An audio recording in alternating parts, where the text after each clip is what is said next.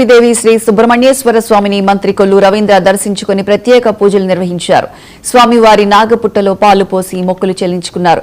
ఇచ్చిన హామీలన్నీ అమలు చేస్తున్నామని పేర్కొంటూ చంద్రబాబు, పవన్, లోకేష్ సారథ్యంలో రాష్ట్రం అభివృద్ధి దిశగా ముందుకు వెళ్తోందని అన్నారు. వైసీపీ హయాంలో జిల్లా అభివృద్ధికి నోచుకోలేదని విమర్శించారు. గత 5 ఏళ్లలో ఎదురుమండు బ్రిడ్జి గురించి ఆలోచించిన వైసీపీ నేతలు ఇప్పుడు డ్రామాలు ఆడుతున్నారని వ్యాఖ్యానించారు.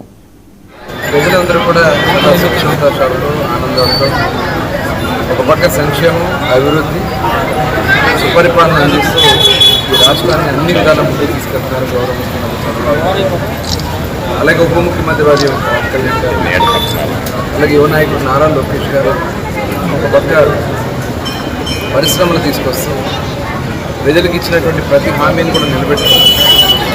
ఇవాళ 1వ తారీఖు పెన్షన్ ఇచ్చిన, అలాగే అన్నదాత సుఖీభవ, తల్లికి వందనం, ఉచిత బస్సు ప్రయాణం, గ్యాస్ సిలిండర్, దాదాపు ఇచ్చిన ప్రతి హామీ కూడా నిలబెట్టుకుని ఈరోజు సంక్షేమం అందిస్తున్నాం. అదేవిధంగా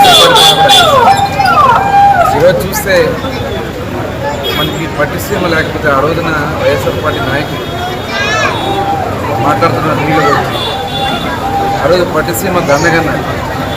ఇవాళ అదే పట్టిసీమ 12 సంవత్సరాలుగా ఈ డెల్టా ప్రాంతాన్ని ఈరోజు అన్నం బట్టి అన్నదాతని